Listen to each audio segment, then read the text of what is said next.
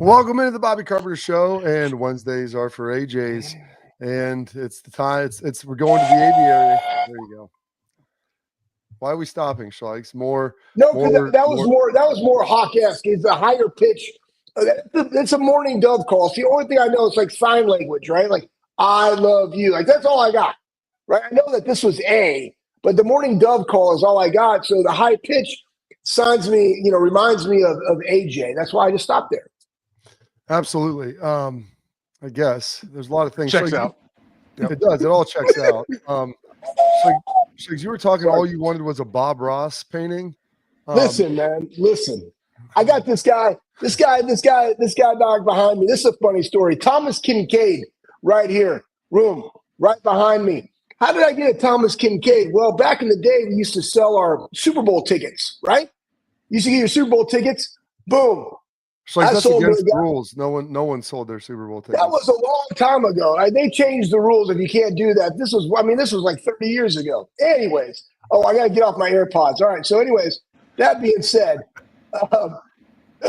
sorry, microphone, boom, Mac there. Now we're popping. So yeah. Now you're muted. I love you. Okay. I'm going to give you that money. Proof David Copperfield. There's $2,500. You do what you want with it. I'm going to take $2,500 of it, and I'm going to go buy me a hog dog named Buddy, like the best. So we go to this place somewhere in Louisiana, Texas border somewhere, and they had this painting. I was like, Steph, buy this painting. She didn't want to buy the dadgum painting, but I'm like, listen, man, you got $2,500, burn a hole in your pocket. Buy this dadgum paint. Like, that's the dream. My dream, probably not hers, but guess what? Charge it to win it. So we bought it. Guess what? Stands the test of time. It's right there. Looks great above the mantle. The hog dog Buddy, well, took him out hunting one time, never saw him again. But hey, charge it to winning, great life lesson. Are you telling me that painting cost $2,500, Schlegel? Is that what you were saying? Yeah, that was like a long time ago. Like at a flea market? Where'd you get it? Like from where? No, it's authenticated. Like it has one of those. Yeah, we know somebody painted it. Yeah. Oh, okay. Yeah. But who? No, man, Thomas Kincaid, the guy. Like it's Herbie Hancock's right on the Doomajig. It is beautiful. Beautiful painting. What is that, like 4 inches by 6? What is that? No. Jesus. No, it is a cottage. Look at this guy. It's a cottage. And it's like on this creek, and it's a log cabin. Yep. It's like there's some turkey down there, got a little kayak, got a duck. Got a little campfire with some stove on there. That's what it's about. That's what it's all about. Too good. That's what it's all about. Yeah. Schlegel, do you feel a connection to Bob Ross because he was in the Air Force for 20 years? Dadgummit, man. I don't know. You know what I love about Bob Ross? When he was out there painting, he was just joyful. I appreciate. He was drunk, Schlegel. He said he was an alcoholic. No. Well, yeah. No. Well, yeah, you had a business partner. I watched the documentary on that. It's a long time ago. But his business partner was crazy. So that might drive you to drink a little bit. Hey, Bob, keep knocking those out. Got Bob Ross bobbleheads, Bob Ross mitts. Matter of fact, side nugget, AJ, you gave us a thing for one of your parties that you had. And in there was one of your favorite cigars. I still got the glasses. I should have been like, hey, you got any more of those glasses? Because that really nice thick glass, and it has like the ridges on it for your hands. Like a great it's ribbed for your pleasure, Schlegel. Yeah. It was so good. And in that box, folks, was a box of Bob Ross mints. Yeah. I appreciate you. Yeah, they sell those at some random, at the checkout at some random stores like Walgreens, probably. I don't know, all these weird spots you can pick them up. Yeah, they're pretty good. Bob Ross lives on. I think his family is trying to take do everything they can and continue the money to coming in. AJ, you ever come across the Bob Ross painting? I know that's something that you were looking for a long time. I've always looked for Bob Ross paintings, and actually, I have one that I think might be a real Bob Ross in our basement that I got. Like it's a secondhand gift. And I'm still trying to authenticate it, but I think it's actually real. It looks kind of like that Thomas Kincaid behind Schlegel. Wait, what do you mean a secondhand gift? Did someone re-gift it to you, or how? It may have been re-gifted to me, which I actually am completely fine with. If that's the case, I just need to make sure of this before I let anybody know or I figure it out. But I'm pretty sure it's actually real. I think I was re-gifted to somebody else, which it'd be crazy. Why would you ever re-gift something like that? No, Bob Ross. Like that was the one thing. That was the one thing that I always wanted. Like when you got drafted, people were like, what did you want? What was the first thing you bought? Yeah. I told my agent, I go, find me a Bob Ross painting. I thought maybe a couple $1,000s. He's like, dude, these things are crazy expensive. You can't find them anywhere. I think they're all at the Louvre. You could not find a Bob Ross painting this side of the continent. Like they're all bought up. He painted like one an episode, and you would think that there was a ton out there, but there's really not. No, he still lives. He died like in the early 90s, didn't he? And he's still 95. And kids still like my kids were Bob Ross for Halloween a couple years ago. So the fact that you have that staying power, like he's doing something right. I don't know how. Happy clouds, man. Hey, you guys ever think about what you would do back in 2005 with the NIL money that we would have had? Like, I see these guys that are doing great things, and like you go in the parking lots of all these different colleges, not just Ohio State, man. Guys are driving like Dodge TRX, like souped up trucks. I wouldn't have had a truck. Like I know what I'd have done. I'd have taken that money. I'd have taken that money. I still drove that single cab Chevy pickup truck all the time because it was fantastic. But I would have bought so many firearms and bows, and I'm like, Steph, guess what? These things don't depreciate. We just got to get a bigger safe. You know, I'm investing in us by having all these fine weapons. You know what I mean? Yeah, that, or you could maybe buy like 5 or 6 dogs that are, $5, $6, $10,000 a piece, and then take them out hunting one time and never to be seen again. You never know. Oh my gosh. Man. Okay, so as we know that Schlegel would waste his money, like pure white trash. What would you be buying now in college? More of the maroon quarter zips, or where do you think you'd go with that? Yeah, I probably would have had a field day over at Walmart or Kohl's by campus, getting some new clothes. But I have thought about that. Like, I'm not a big car guy. I would like to have a nice like truck, I guess. But I enjoyed the two-door old Tahoe. Dude, you had that Tahoe, guys, black, and it had the tan interior. Yeah, and it was old school leather tinted. seats. Yeah, the old school leather seats that are very comfortable. It had like 340,000 miles on. I drove that thing till the end. But I would the one thing I would definitely have done, I would have rented like a sweet place. Like I wouldn't want to be super far. Schlegels lived 45 minutes from campus. I wouldn't want to do that, but I'd want to find like a house for rent somewhat close to campus with like a pool and a hot tub. That's what I think that would be living the life. If you had like just to have a bathroom in your room in college would be awesome. That'd have been amazing. Wait, you mean one bathroom for 3 dudes and for giant guys that are winning awards playing center in college football? Nick Mangold and possible Pro Football Hall of Famer. Yeah, sharing a tiny bathroom with him and Johnny. It was tiny. And the fact it was tiny. It was the only bathroom in the whole house, so you had to walk upstairs from the living room to go to the bathroom. Man, I never caught anybody, but I cannot imagine how much pee went in that sink in that kitchen. What are you talking about? That's what the back window was for.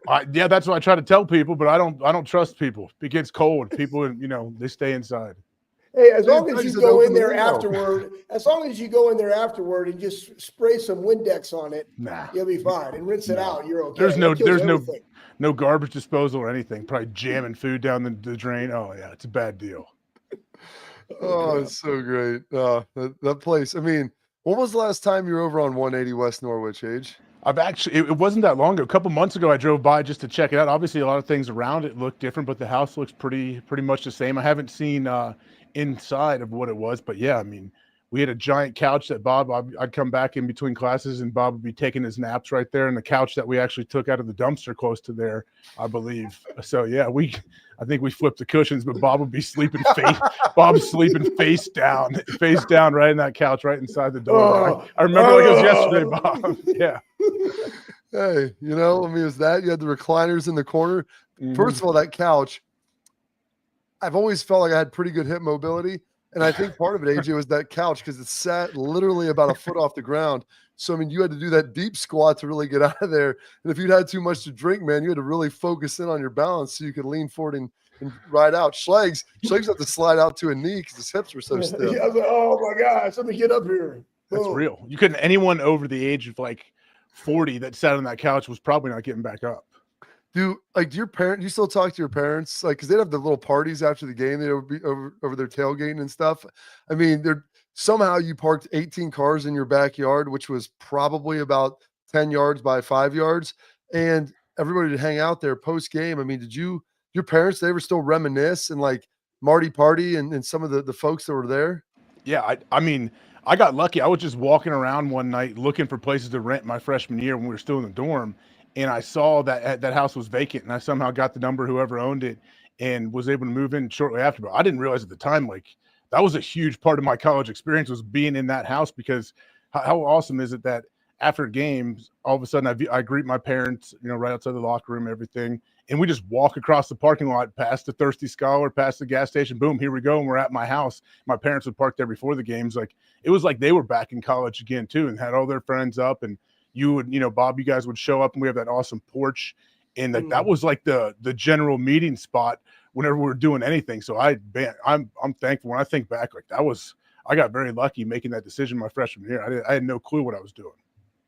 Yeah, and you had that little tiny driveway too with like stones on it. I definitely bumped in that. I hit it the very first time. The very first time I pulled in, I blasted the side concrete, and I think I probably did it, maybe 100 more times actually. It was pretty rough. Well, one of the other things that happened in college age is played up at Northwestern twice. And 2002, pretty tight game. I was actually talking to Maurice about it yesterday. Probably one of his least impressive games as a Buckeye. I think he fumbled 3 times. Not one of his, but ended up winning, I think, that thing 27-16 or something like that. 2004, I mean, the three of us hold the honor for the first loss to Northwestern in like 33 years. And then they haven't lost to them since then. So it's the only loss in about the last 50 some odd years. What are your fond memories of that game? Yeah, not too many fond memories at all. I definitely remember as soon as they won, like, everyone, like, it was like the Super Bowl, basically. Everyone's out there and they're cheering. I was just so thinking, like, this is not real. Like, how did this happen? And then I end up, Noah Herron, who played tailback for them, I played with Noah in Green Bay, and he has like a picture of everybody. Like, he has a picture at his house of everyone celebrating everything. And I'm like, all right, I'm glad that you guys got so much joy out of beating us that night, Noah. I guess it was such a big win, and he's a good dude. So I understood, but man, it's terrible. It was not fun to be a part of that game, but I'm not too worried about the guys this year. I think they're focused. They know what's going on, and they know what's out in front of them. You ever play in like a Wrigley Field or anything like that when you were in the league? Like sometimes Miami, right back in the day, Oakland had it, right, where they had the infield, but they didn't even turf it. It was just like dirt.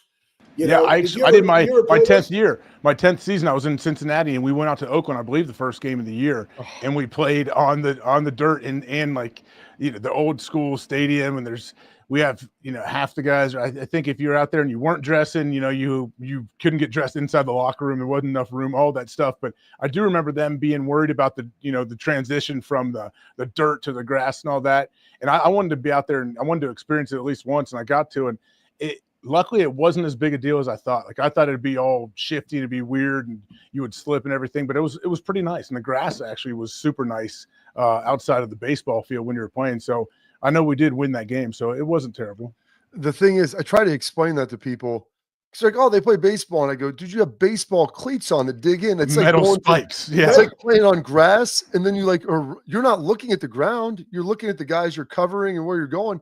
And then all of a sudden you're like on concrete, like, because you don't dig in at all. So as a defensive player, it's crazy difficult to be able to do that and like make open field tackles. And they run that, the jerk routes in between. I know you're a big fan of those, AJ, but they try to jerk you off back and forth in the middle there.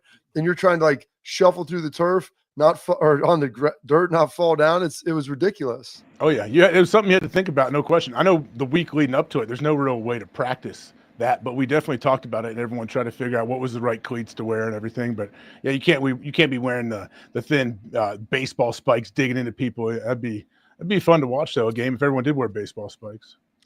Hey, go ahead, Bob. Well, I mean, so that was your one baseball experience. I mean, it was terrible. This is gonna be a little different up in Wrigley, because it's gonna be all grass, but they're like sodding it down.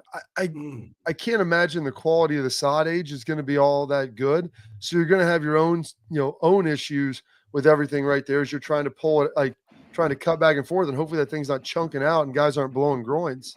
Oh, I know. That's the thing. Like, it will be cool to see the game in Wrigley. I've watched in the past, and they do it. Like, it will be fun, I think, for the guys to be part of it. But you're right. That's a big situation. Like, how does it hold up? I guess what happens with the weather, and anytime you're trying to, jam grass in there and it didn't have a chance to get rooted and get down there, you could have like a pretty sloppy day. It reminds me sometimes when they play over, you know, when the NFL plays London. overseas, yeah, the London games always seem to be like bogged down and like chunking up, and just the footing is always weird.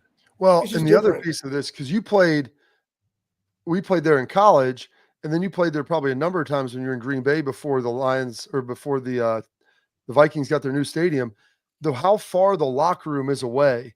And Ryan said they're going to stay in the bullpen, because I told him, I go, I bet the locker room's probably a solid 250 yards away, and you don't have much time to get there. So they're going to actually stay in the bullpen, because that's the same thing it was in Minnesota. It was so far away up in the Metrodome.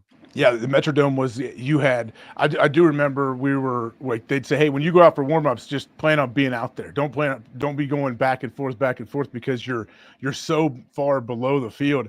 I mean, I don't know how many steps it is, but it's a haul to get up to the field, the old school Minnesota place. But it's all part of it. And there's something about those old school stadiums, though, makes it fun.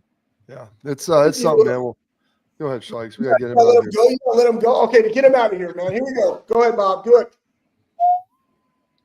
Go ahead. Make your noises. Make your noises. Make you all right. Hey, we appreciate the time, sir. Go have fun with McAfee, and we'll catch up with you soon. All right. Thanks, guys. I'll see you. He's the best. Aaron James Hawk, official AJ Hawk. Check him out. That's a nice little trip down memory lane. Little Bob Ross. Call him back. See if you do the call, if he'll reappear. He might. Bro, he's out there all the time. I see him, man. He's like one of those morphing I don't know what they are. Shapeshifters? He does that. Yeah, he's a shapeshifter. And like, he doesn't tell us, but like I see him down here at the farm flying around all the time, just checking out things. Kind of like Batman, except he would turn into a hawk and just soar around at night, like Teen Wolf, kind of. Like very teen. Maybe that's what I have to ask him next time. You know, if that's a real thing. Like the real question would be, how does he have like his hawk costume on underneath it when he shapeshift, or does he shapeshift out and he's just naked? And he has to have multiple of those bags of his hawk gear like that he buy. Maybe that's why he's buying so many things from Walmart that are the same thing, because he can just have them sporadically at different locations. So he knows when he shapeshifts back, boom, there I go, and it's really inexpensive. Absolutely. Well, so that's neither here nor there. But speaking of buying things, parents and athletes, protect what matters most. If you want to buy something, this is it. The X-Sport mouth guards, they're trusted by professional athletes, designed by NHL team dentists. They're scientifically proven to help protect those high-impact hits from both your teeth and your brain. X-Sport guards feature 3 layers of custom protection, patented carbon fiber that's 3D printed right to your grill. It means better protection, better performance, max comfort, clear communication, focus on your game, not on your gear. Don't take chances with your safety. Visit exportguards.com/Bobby. Save 15% on your order. X-Sport, protect what matters most. More Buckeye Breakdown coming up next.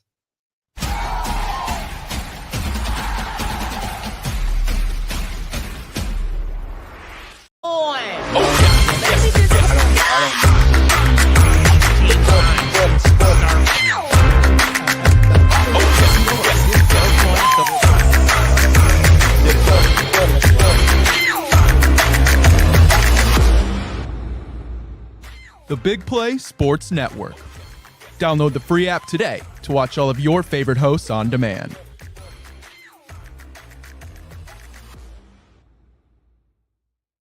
I'm Garage Beer, and this is Bobby Carpenter.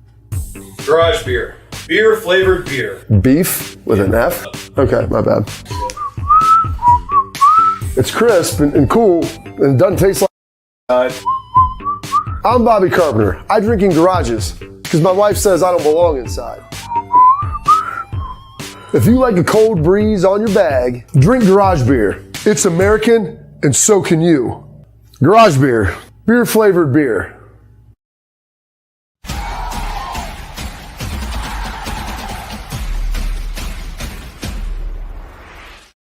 All right, Schlegel, did you watch the release of the college football playoff rankings last night? Absolutely not. Why? Not at all? Are you aware that happened?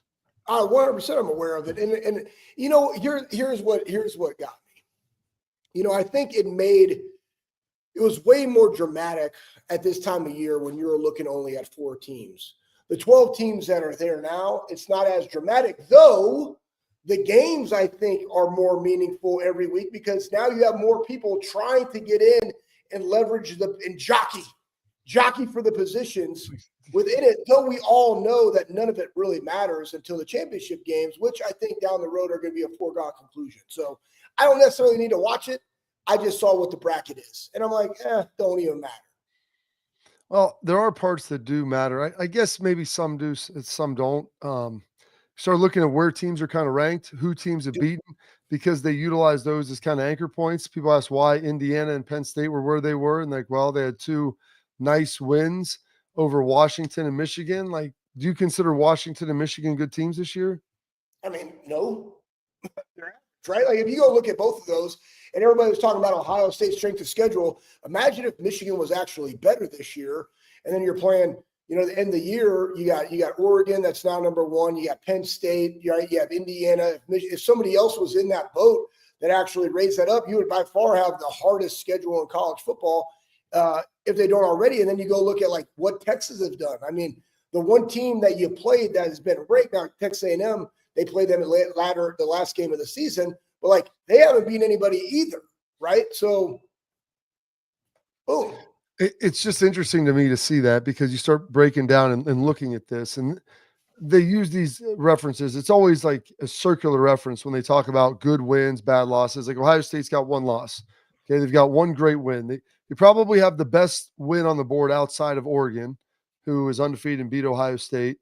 And so Ohio State lost to Oregon by a point, and then they beat the number 4 team. So they kind of have that best win and almost best loss.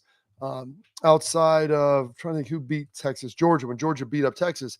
But as you look at this and try to parcel it out, I think what you're saying is like Indiana's getting in. I mean, I don't think there's a way. Yeah, they got one loss. Potentially, right? Yeah, potentially one loss. They're not going to lose to Purdue. Let's say they lose for Ohio State. Whether that's by 2 points or 25 points, I don't think it's really going to matter, because they may drop them to 8 or to 9, 10, 11, 12. But I don't think there is a scenario where Indiana falls out of the top 12. I think that if they lose and they lose bad, they may not get a home game. But I think for both them and Penn State, assuming they win out, I think that they're going to try to get them home game. Well, Penn State wins out and Indiana loses a close one or a competitive game to Ohio State. So I think they want to give them home games. At least that's kind of what I'm feeling as I'm watching it right now. Well, I go back to, I think Joe Klatt said the perception and how you win and how you lose does matter. If Indiana gets boat raced, you got BYU, they're 8-1. So you got SMU, you got Miami. They're going to look at who they've played, all these different teams, Colorado potentially, you know, the SMU. Like, here's the deal. You get boat raced by Ohio State potentially. Like, do you then drop out because now SMU's moved up? Right? Where is that a close championship game where it's like good on good? How far do they fall? BYU, Colorado. Now they'll have 2 losses. You're already good with that one. You don't know, right? You don't know. Boise State's sitting right there. What are they? Damn it! I just lost my mind. They're only losses by 3 points to Oregon. Yeah. So they've got one of the better losses. Like, they've got a great loss too, to the number 1 team. So they're right there. What about Washington State? Even they got one loss. What they run the table? Where they get to go? Who did Washington State lose to? Didn't they lose to Boise? That's correct, sir. Look at you. Look at you with your college football knowledge.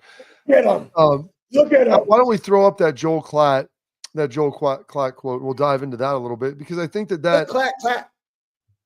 click clack. I think that does matter. And Joel was kind of spot on about this. And this was even from last week, because I think people anticipated them beating Michigan.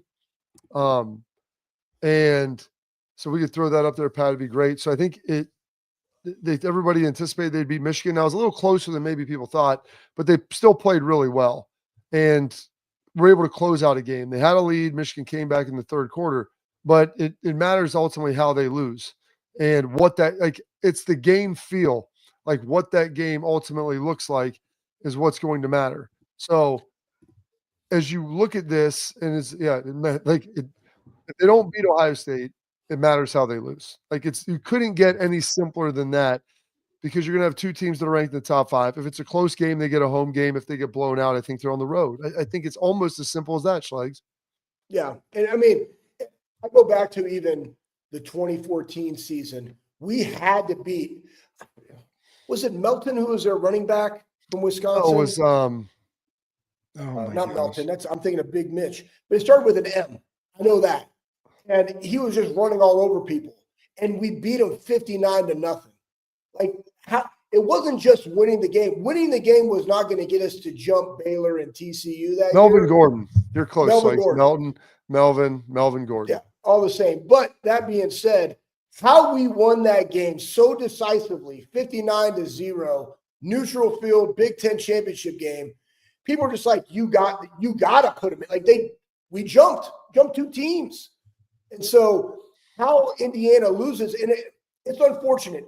If this was any other brand, you would say, it doesn't really matter. The brand would carry the weight. But when you are an IU or you are a Boise or you are a Washington State or you whatever an SMU, BYU, right? It does matter because I think there's an underlying bias that they want the biggest fan bases to accumulate the most money. So you got to be head and shoulders above or at least be on par with those that you lose to have a case, especially when you look at the schedule that IU has had this season. And they've done exactly what they needed to do versus those teams. But against Michigan State, was it Michigan State? It was 31-something. And then against Michigan, it was 20-15. Like you thought they would, and they were double-digit favorites in that Michigan game. They didn't. Michigan sowed some things in some weak areas, some chinks in the armor of IU in that second half, though they were up 17-3 at half. So I say all that to this is it does matter how these non-blue blood teams lose to stay relevant, looking at their body of work. And the teams of Texas, they'll get a pass. They'll get the pass. Yeah, we're going to flash that bracket up now and look at where Ohio State is and where their path would be and what it will look like, some of these matchups. I think they're pretty intriguing. I think they'll be pretty exciting. That's coming up next here on the Bobby Carpenter Show.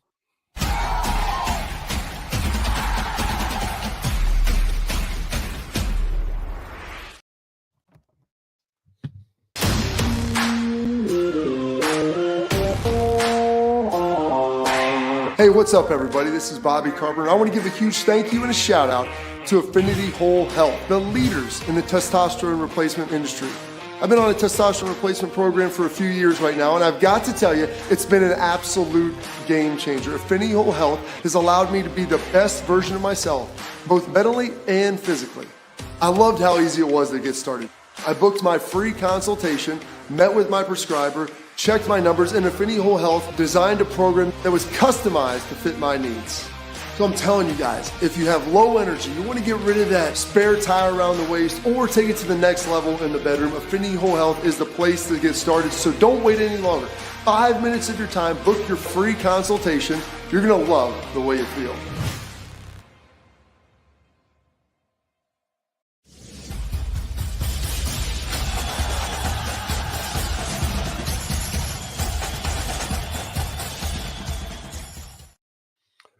All right, welcome back in to the Bobby Carpenter Show, and want to throw up there our 12-week team projection, the bracket projection for what we ultimately have and what we're going to take a look at here, and the 12-team playoff. We can toss that up here. So it's interesting. Boise was at 13, and they're sitting at 12 because the top 12 teams get in. Georgia was sitting at 12, but they get bounced out of there.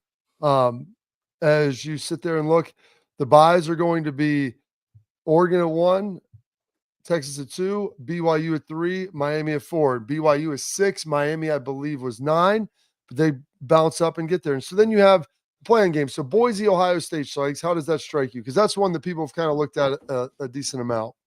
Yeah, I mean, I think that's a very large dub. Again,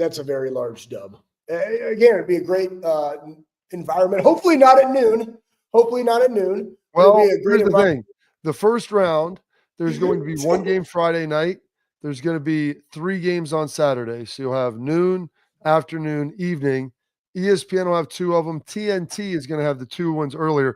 I'm guessing they'll probably want to put Ohio State in one of the primetime windows. Probably not Friday, either Saturday, the second game, or the third game. And I mean, honestly, if you look at their side of the bracket, again, this is all saying that they're not going to be the Big Ten champs. But when you look at this side of the bracket, I mean, Ohio State versus Boise, Ohio State, in a bowl game in the Fiesta Bowl versus a Miami, a rematch potentially, of the 2002 National Championship game, that would generate a lot of hype, but they're very one-dimensional. You're like, cool. My biggest thing about this entire playoff, the more that I've thought about it, the disadvantage is in this scenario, Ohio State wins, they go to the Big Ten Championship game, they lose. Do they stay at 5? They have an additional loss versus other teams, but it should not hurt them in where they're ranked, in my honest opinion, because of that one loss, because you're playing an extra week of ball. But if you think about it, all the AYO teams, the Penn States, the Indianas, right, of the world in that, they got to bye the first week. So now they get a bye, they get to recoup. Then they're going to go, granted, probably on the road, not in IU's case, not in Penn State's case, but they get a bye week, right? The winner of the game, they get a bye week. The loser of that game gets no bye week and an additional loss versus a ranked opponent. So that's where I don't like this. What's interesting, Schlegel, you mentioned the back and forth. You've got Miami at 4 now, BYU at 3. And I think Miami's a heavily flawed team. I think they've got some issues. Ohio State's defense, I think, could handle them, I wouldn't say easily, but they'll be able to get pressure, keep Cam in the pocket, the defensive backs. Yes. Like Miami doesn't have any elite wide receivers, like not high caliber NFL guys. So I think that they would be fine. But the difference is, like, would you want to play Miami or would you want to play BYU? It seems like BYU would still be the easier test there, but it's pretty interesting as we look at it. And obviously, Ohio State's going to get a chance to play Indiana. If they win that, Michigan, and maybe even have that 1 seed. I don't know, Schlegel, I really want to see a playoff game at some point in the shoe. Maybe not this year, but those home environments, man, would be tremendous. And, if Marcus at Notre Dame could flip that and somehow get a home game up in South Bend, I think that'd be tremendous because you'd watch a lot of these SEC schools have to travel north, and it's December 20th and 21st, and to see what that weather would look like would be pretty remarkable. All right, there's another tweet that I want to throw up here from Pete Futek. It's pretty interesting. So he's he's a guy that I've talked to. I've been on different shows with him before, but it says from the Department of Just saying, Boise State is 13, gave Washington State, who's 18, its only loss. Only loss is 3-point loss on the road to number 1 Oregon. Texas, no top 25 wins, lost by 15 at home to Georgia. And then you look at Penn State, no wins over top 25 teams, and they lost to number 2 Ohio State. And so here's the reality of this. I keep telling people, they try to look at all these stats, they try to look at all these metrics. People, the committee, they look at this and they're like, okay, when we're talking about Boise, we'll reference their good stuff. We're talking about Penn State, we're going to talk about, hey, their wins over Washington, in Indiana, their wins over Michigan. Like, if we need to say, hey, their only loss is to Ohio State, so we'll anchor them that way. But I keep telling people, and I'll say this every week, the committee watches the games. They try to determine who's better. And then they try to find stats and find the matchups and find who lost to whom and what that game looked like and all those things just to simply back it up. Because that's what they're doing. Because you can't go the transitive property like, well, this is a great loss, this is a great win.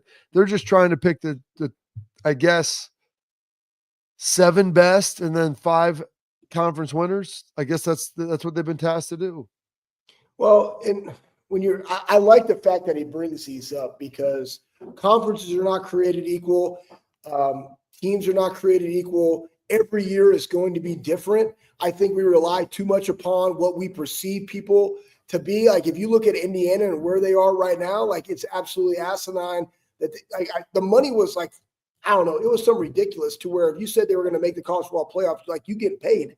You know what I mean? So, Again, how does that turnaround look, right? Beginning of the year, Florida State ranked, like, they're terrible. Because you just don't know how the portal's going to work. You know how coaching is. You know how the mesh of the players is going to work. Like, it's just different every single year. It's why, like, you got to take all the brands, all this aside and say, man, like, what is it that they do? Can this carry over? And if you look at that, like, the ebbs and flows of the SEC, man, week in and week out, that's why LSU's taking a tumble, because they just looked absolutely terrible versus Alabama. Though that was a game that was a must-win. Let's say they didn't lose the USC game. again, hyperbole, like, whatever. But it's like, let's say they don't lose that, but then they come in and they lose to Alabama the way that they did.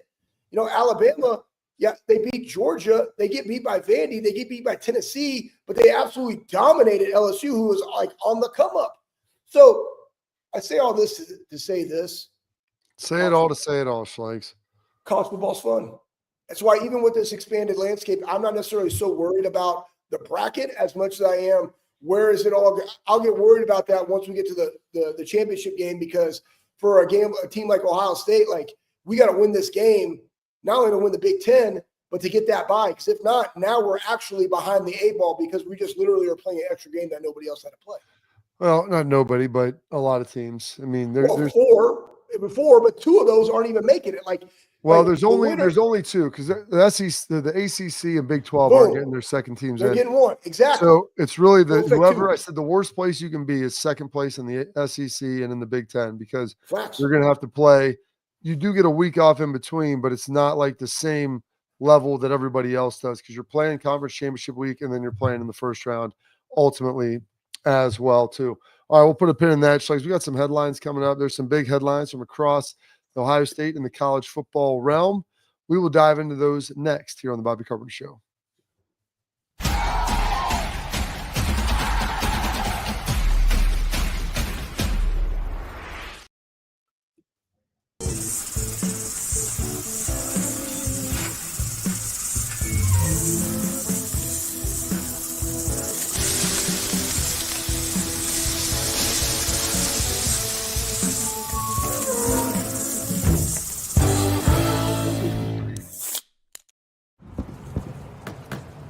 Get the most out of work, life, and all your outdoor adventures with top-selling upgrades for your truck.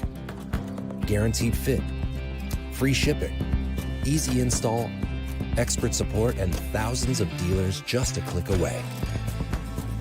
Bring your truck to life. Real Truck. Upgrade today and save between $50 and $400 on select Real Truck products. Visit realtruck.com/specials.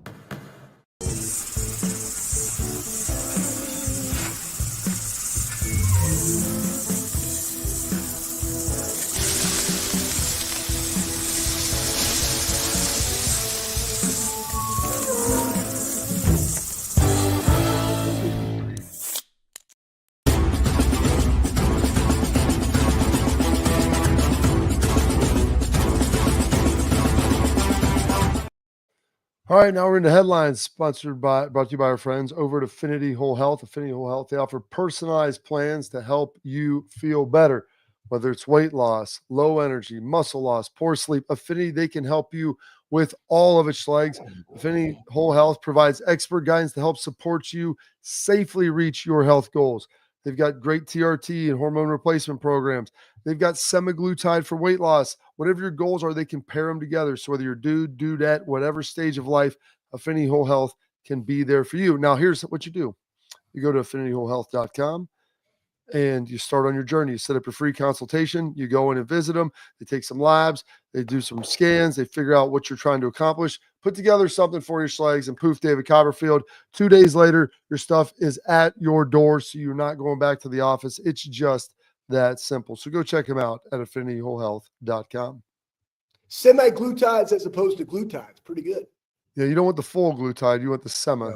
The semi, not semi. It's semi. Glutide with an A. No, my bad. Yeah. My bad. Anyways, let's throw this up here for our headlines to start off with. Pat, the red zone offense, because I don't think this can be understated enough, or overstated enough, rather. Red zone scoring offense and red zone scoring defense, in particular, touchdown scoring offense and defense in the red zone. Nothing is great for a defense. Field goals are good.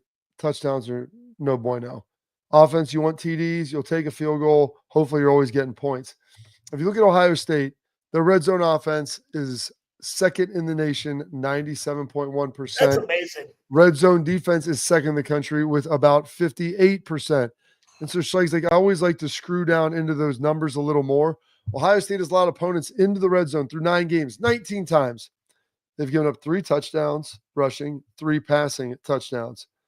That comes to a grand total of 6 of 19.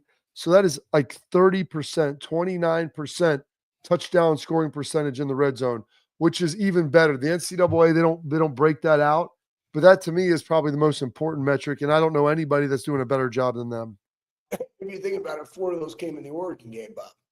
Yeah. So that's 1 of the rushing and 3 of the passing, right? I think all the 3 of the passing came in that Oregon game, which again goes back to got to be better in that game.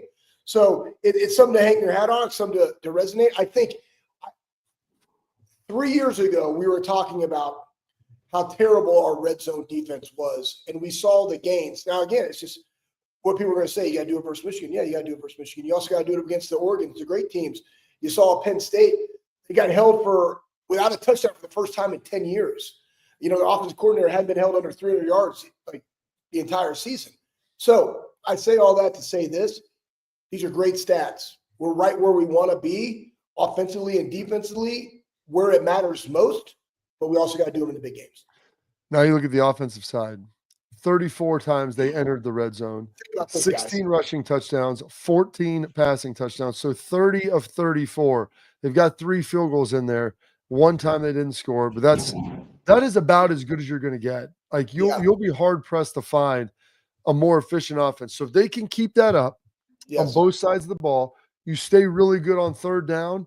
Like this team, I don't really see any flaws. Like if you don't turn it over, you're good on third down, and your red zone scoring is like that on both sides, man, you are going to be a really tough out, because I don't understand how you don't move the ball down the field.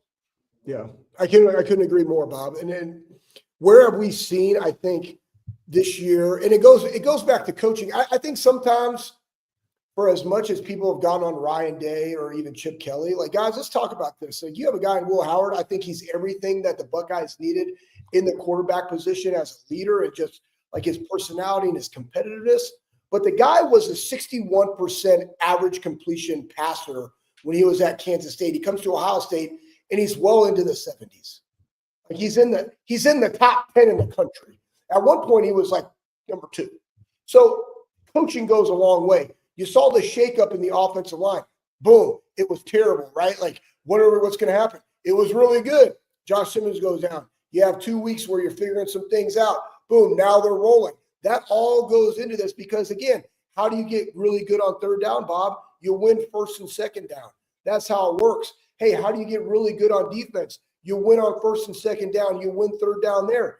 To your point, as long as you take care of the football and you continue to play this way against elite level competition, man, like, you got a chance, and that's all you want. Absolutely. Hey, we got some of your comments, your tweets firing at us. We got Tailgate Talk brought to you by Real Truck coming up next.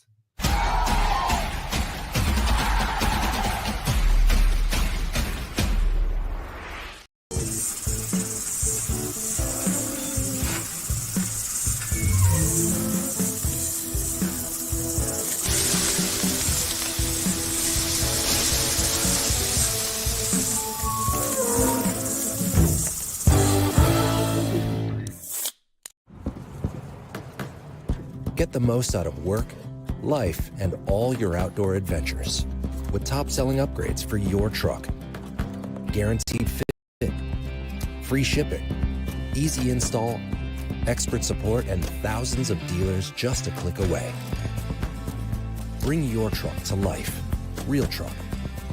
Upgrade today and save between $50 and $400 on select Real Truck products. Visit realtruck.com/specials.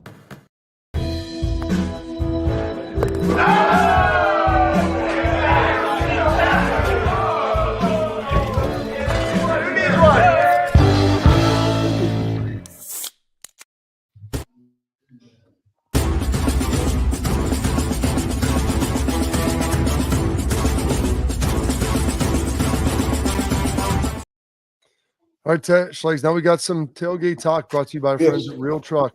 Go to realtruck.com. There you go. Real Truck. Look at that, man. 1620 USA. You need this hoodie. I'm going to get you one. They love the feel. I mean, it's all so high quality, so soft, Schlegs. It's absolutely tremendous. If you go to realtruck.com to soup up your truck, Jeep, Bronco, whatever it is, spend $100 for being a loyal consumer of this program. Use promo code Bobby at the end to get the free hat. So they're going to hook you up this holiday season. Realtruck.com. Spend $100. Promo code Bobby at the end. You're given a free Real Truck hat. So make sure you get to realtruck.com for the interior, exterior, whatever you need for your truck, Jeep, or Bronco. All right, Schlegel, we've got some questions coming at you. Kenny Holland, the first one. Oh, hey, Kenny. Said, you think there's been a lack of energy at Ohio Stadium this season? Oh, Bob, I'm going to leave that to you because, Kenny, I like to watch the games at the Hizzy because during commercials break, well, one, I type a bunch of notes. Two, I like to sit there and I like to watch the bigger picture.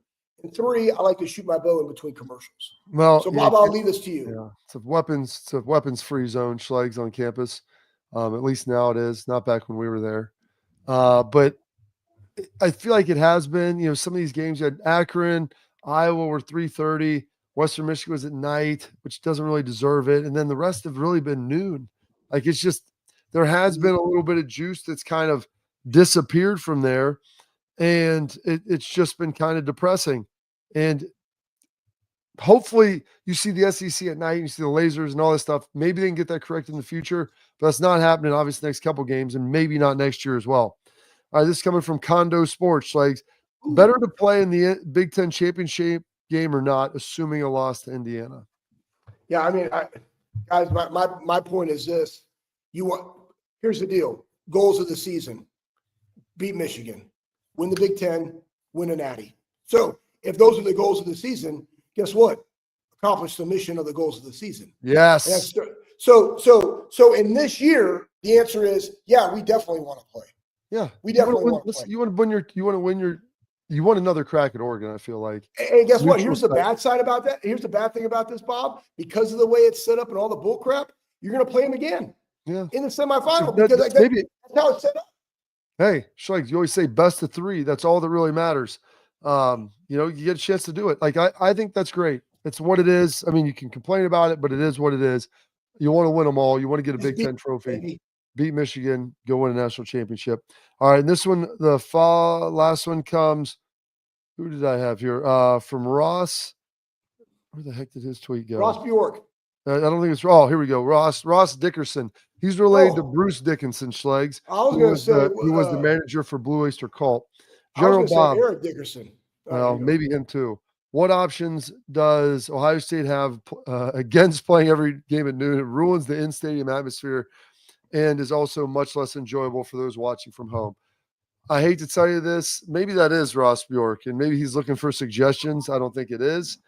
But, Ross, I don't think there's really anything that can be done, unfortunately, right now. Like, that's what the money's for. Money's on the nightstand. Do your job and make sure you take care of business.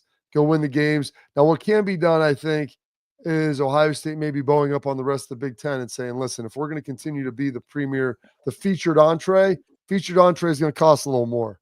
And we're not going to let you guys slide out a sloppy Joe right next to a delicious tomahawk ribeye and charge the same price for those. In this scenario, Schlegels, Ohio State is the ribeye. What was that one? It's like, I think it was Teddy Roosevelt, something about carrying a big stick. And you're only softly and carry a big stick. Yeah. So guess what? The big stick is the brand of Ohio State. That's the big stick, right? The money being generated. And again, we saw the same play with Texas when they said, we're going to start our own network. And you got Notre Dame, they're going to start their own network. Not that we're going to leave the conference, but it's like, hey, boys, let's get in here. Guess what? Hey, pop a monster. All right, let's go on the whiteboard. Hey, Buckeyes. Okay. We all can agree. Buckeyes, right? Buckeyes. We're gonna go where we want to go as far as the time slots. Because why? Buckeyes. All right. Coming up next, Schlegels' parting thoughts as we wrap up the Bobby Carpenter Show.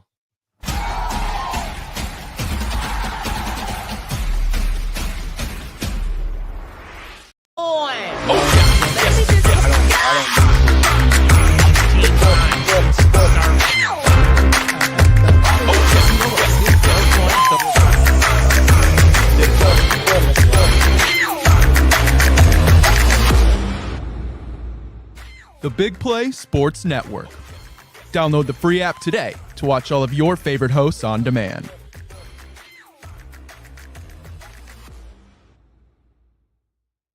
I'm Garage Beer, and this is Bobby Carpenter. Garage Beer. Beer flavored beer. Beef with an F? Okay, my bad. It's crisp and cool, and it doesn't taste like. I'm Bobby Carpenter. I drink in garages because my wife says I don't belong inside.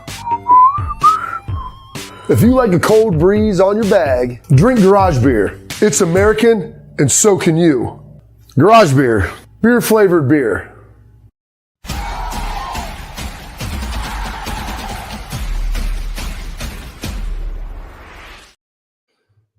We got a poll that we put out there on the Bobby Carpenter Show that we're going to reveal tomorrow about OSU carrying the water. Have they been doing it for too long for the Big Ten as far as the media rights deal goes? We'll see what the results say. We've got some of them in there now, and want to get a bigger swath, Schlegs, if you will, of folks weighing in. But before we let you go, have you bagged yourself any deer? Have we seen anything worthy of a good meat missile? No, not yet. And I haven't been able to really even get out, though. I know right now it's What do you mean, Schlegs? You're at home. You're not even at work. Bro, listen, I am at work because there's a lot of stuff. Matter of fact, side nugget here, I'll just say this. We got the Columbus Fury. So they're back this season, second season, and they're training with us at the Armory. And super excited to have them back on board. So we've been doing that. We got UA softball in there all the time. I got a lot of stuff going on at the Armory, Bob. And boom, you're also slinging striking machines all over the place. So I'm super busy. Guess what? At some point, you got to pay the piper. And right now, I'm paying the piper, and I'm working, and I enjoy it, guys. I enjoy maximizing people and serving people. So, poof, David Copperfield. Well, that's it for this edition of the Bobby Carpenter Show. We'll be back live 12:30 tomorrow on Thursday with our guy Ben Stevens to make you some money this weekend from Sports Grid. Stay locked in. We'll see you tomorrow.